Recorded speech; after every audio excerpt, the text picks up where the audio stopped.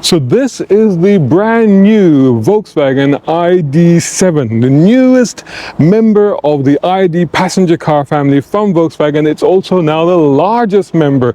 It's massive. It's a luxury limousine, basically. This is what it is. This car is, it's in the E segment, so it rivals things like the Mercedes E-Class and stuff like that, but obviously it's electric. So although most of the IDs, you look at them as sort of hatchbacks or compact SUVs and stuff like that, this is very much your luxury saloon, and it has an appropriate price. I mean, the price for this one on the road is about 51,550. This particular one with options is about it's over 57,000 pounds. It has 286 brake horsepower.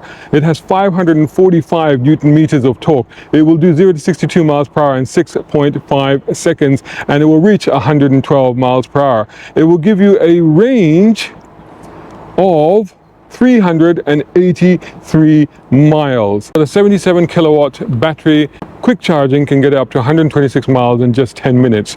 So that's quite good. Okay, so we'll have a quick look around. We'll look at the practicality of it. I haven't got a lot of time with the car, so I'll put a lot of specs and information on the screen, but we'll have a quick look at the practicality and we'll take it for a drive.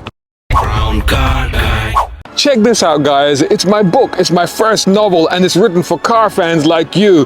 It's a fun political action thriller. It's full of cool cars and spectacular action. Get your copy now at amazon.com.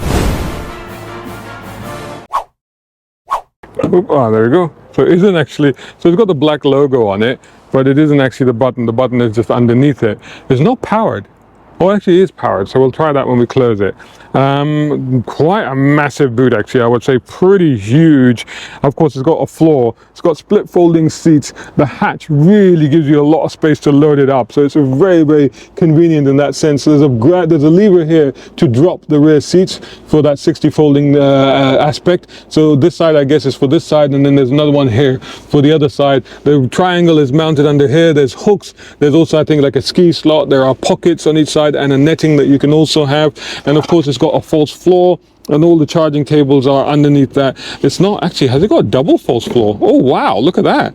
So actually you got a little bit more room in here, so a secret compartment within a secret compartment. How's that? So that's quite handy. The floor, oh okay, so you can actually remove the floor and have more space if you need it. Right, let's see what the rear space is like, and we'll try the button this time. There you go. Look at the door handles. It's just kind of, there's a little button underneath, so the door handle themselves doesn't move.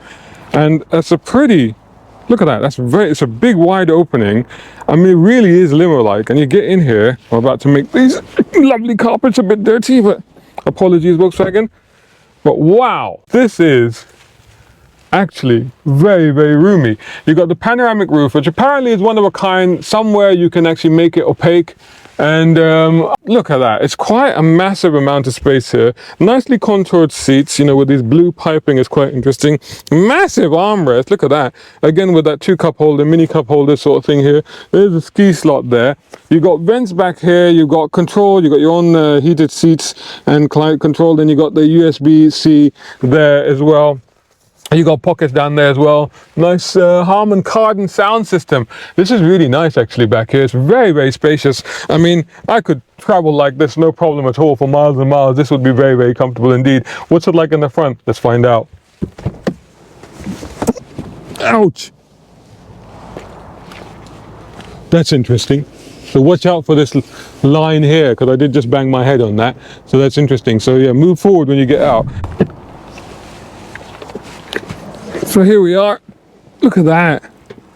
Wow, that's interesting. Massive, massive screen there. And then over here is a tiny little screen that's literally sort of embedded into the actual, you know, the dashboard design with a vent section. That's where it actually is. And then you got a heads-up display. I don't know if you can make that out. You won't be able to. But it's supposed to be something different. An augmented heads-up display is what they're talking about. So that's quite cool. Like I said, not a lot of time to get into this, but look at, I mean, I want to move the seat back a little bit. So that's a little bit more space I've taken up from behind. This is rake and reach adjustable, but it's manual, not powered. So I've done that already. So that's quite good. And then massive screen here, which is fixed. All the controls are on here. It says Volkswagen Press because it's a press car and we are at VW headquarters. So you can connect your phone and stuff like that. Mode, there you go. Modes are there: comfort, sport, eco, individual settings. And then, so where do you go back? So this is, oh, okay, so if you press that, there you go. And then you go navigation, and you can pick your navigation. You've got another vent down here. You've got cover. Okay, so this entire thing covers up. Look at that. That's nice and neat. But there's also underneath here as well. There's a section here as well, and there's connectivity. That's details about how you connect it to your account and stuff like that. That's for when you get, I suppose, AI and all this.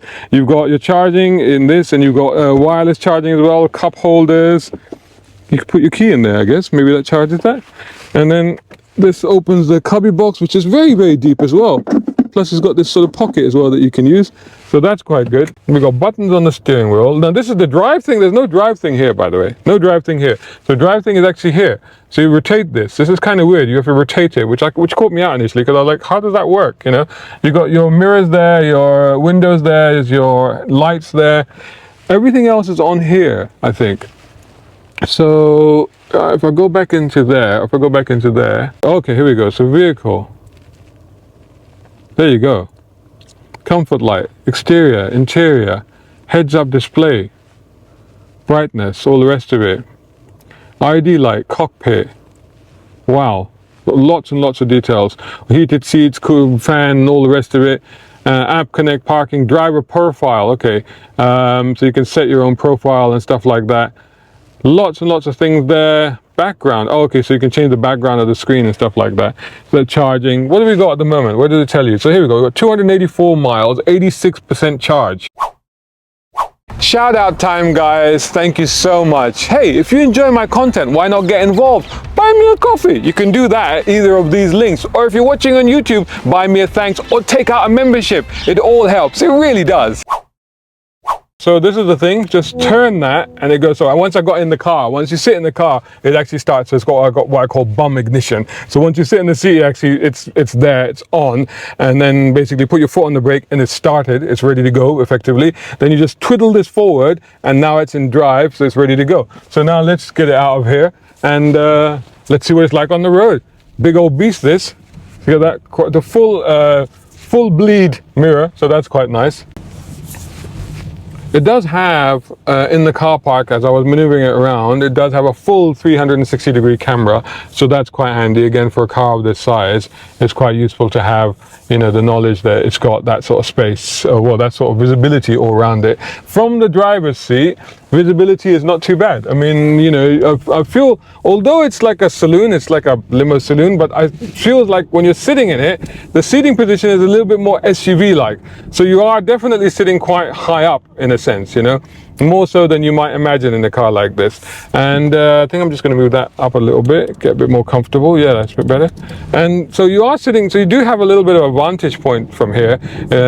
So you're sort of looking majestically over other cars, so to speak. Now really, this is not a car that you want to chuck around, honestly. This is it's a big beast of a thing. You know, it's a cruiser, it's something that you want to chomp up distances in. It's that sort of vehicle, really. And it's not even, it's interesting because, oh, I see. So actually, wow, okay, that's interesting. So what I'm noticing is that the heads-up display, which is showing me the nav projected but a bit further into the distance, so it's like it's sort of more in focus with my longer view than the data about the speed and stuff like that, which is sort of closer to me, it feels. So that's quite interesting. So although I can't follow that so easily because this orientation is a bit wrong, but I can see everything right up ahead of me. Oh, and there's an arrow. Oh, I see. Oh, wow. So an arrow floats up onto the screen telling you which way you should go. Literally a blue arrow. Wow, that's quite extraordinary. So we are now getting close to that area where we've always said that at some point, you know, they're going to be able to project navigation directly onto the road in front. So you'll be able to follow literally the blue road kind of thing, or the yellow brick road, wherever you want to do it, you know what I mean? So whatever you like. So it's getting to that sort of level. I think there must be some adjustment in here because I think for me sometimes it disappears. So I don't know if maybe it's not the right height for me or something like that. So accelerating out of a, whoa, it's a boat of a thing, it really is. It's a big yacht. So just accelerating out of a corner, out of a roundabout, onto the road, and yeah, you do feel its mass, its weight, its momentum. Quite a soft ride. What mode is it in? Let me see what mode I've got it in. It's in comfort, so maybe that's why. We'll stick it into sport, see if it firms up a bit. I think the steering definitely weighted up a bit there. Car, the 0 to 62 miles per hour, 6.5 seconds, is not the fastest when it comes to this sort of breed of vehicle, right? You know, I mean, some of these are doing like 4 seconds and under, aren't they? But having said that, does that sound from here? Is there an artificial sound? Feels a little bit like there is. This is kind of weird. I mean, you know, not having, you know, you have, I suppose it makes sense because nowadays you get a lot of cars with a full instrument panel in front of you and then also a heads-up display. So I guess this one really says, okay, look, just focus on the heads-up display. We've given you that. And then, by the way, there's a little screen there if you need it, sort of thing. So I guess that's what they're saying here. And then there's a big screen there, which is obviously what you can then use. But it takes a little bit of getting used to this concept of not having really a traditional instrument panel there, sort of thing. So, whoa. Yeah, there is a sound to it. An initial it's kind of, there is a sound. I don't know if that's just a motor whining or if that is an artificial sound. I'm guessing because it's very quiet in here, it's very subdued, as you'd expect from a luxury car, that I'm guessing that actually that's an artificial sound that's been put into there. And acceleration, again, whilst you know the time on paper is not that quick, but actually it feels quick because the torque is instant, just as you get with EVs. The torque is like, it's like straight away. It's like there's no hesitation, straight away, it's there, it happens, you know? Yeah, I mean, even like mid-corner, like it accelerates, wow. But I'm not hearing that sound. So I've been using the performance quite a bit, as you've seen, but it's still showing me exactly the same, 84% and 270, I've just gone to 275 now, but it's 276 miles still until that point. So normally with these things, when you use the performance, you erode that range very, very quickly. Perhaps not so much in this case. On the motorway, actually, you know, like I'm in the wrong mode for this, so put it back into comfort, it does settle down. It's interesting that. Yeah, definitely more fidgety ride, slight trembling that you get, slight jitteriness that you get disappears when you put it into comfort. So there's definitely a difference there. Does it have one pedal mode? Manufacturers seem to be getting, there's no pedals on this thing. So manufacturers seem to be, those making EVs. That's really interesting. The heads-up display is fascinating. Absolutely, as minutes of fascination with this heads-up display, because it's now I can see the lanes, I can see the lines of the lane on the motorway, right? But just in case I can't, it's superimposing the line in front of me. There's like an orange line. It's showing me an orange dotted line to indicate, because as I'm going over, rather than, you know, let me try again, let me try and go over this lane. No, yeah, it does correct. It does correct. It's quite subtle. It corrects, but at the same time, it shows you in front of you. It shows you the line. So it says, you know, this is what you're doing. Hope you're enjoying this video. If you are, make sure you hit that like button, comment, share, tell the world. Cruising nicely at 70 miles an hour, not a problem. It's very comfortable. The seats are very comfortable. Good space here, I'll tell you that much. And not really an issue at all. Even the floor, I guess because the roof is quite high, so you're sitting almost SUV-like. I mean, like, that's an Audi, what is it, Q something, you know, and I feel like I'm on the same height as that vehicle, even though that's an SUV. So, it's a big car. That's the point, really, isn't it? You're getting a lot of metal for your money, I guess, with this one. Put into that context, and the price doesn't seem like that outrageous, actually, compared to like when you consider the general price of EVs at the moment in the market. Oh, interesting. So it's telling me already to move into the left lane, and it's telling me by actually showing me in front of me a holographic kind of superimposed image graphic of a blue arrow that's changing lanes, and it's just told me to move into this lane. That's what it's done. So that's impressive. I mean, it's a point of fascination with this car, is that augmented reality heads-up display, which is actually quite nice. I do like techie features like that. Very quiet, very serene. It's got 3-zone climate control, plus heated seats and all the rest of it. And it's very easy to just go, you know, just literally like I barely even touched it. And it responded to my need to change the temperature. So like just as I just got, yeah, I did touch it. It's weird. Felt like I didn't touch it last time and it moved. So that's quite nice. I like how you're able to just do that, because I always like find it difficult sometimes to keep in control of where you're touching on the screen unless you can do that. But now we're into some slightly smaller streets, so it'll be interesting to see what it's like. I mean, to be honest, it feels fine. It doesn't feel like it's overly big, or, you know, even in these roads, it seems to be okay. The vantage point, I guess, really helps. So it's got the whole SUV thing going on, where, you know, it's all very manageable.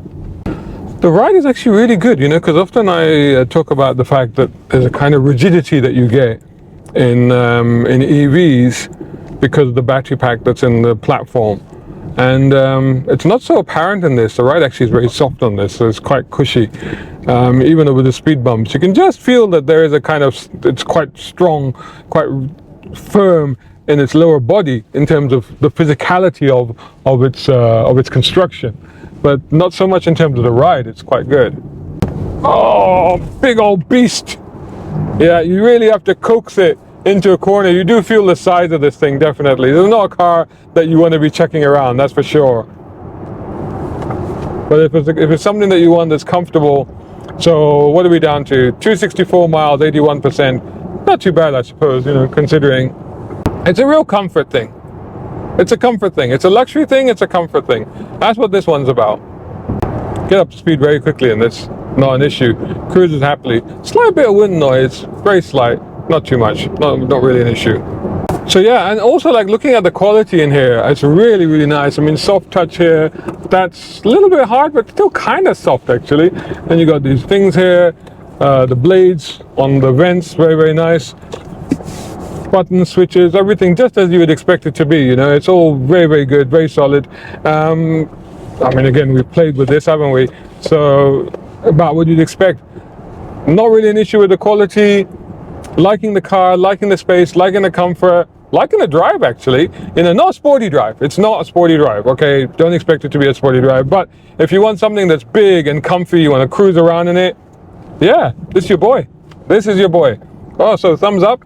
And then even price-wise, I think, you know, compared to the sort of prices that EVs are at, I'd say, you know, it's not that extortionate comparatively.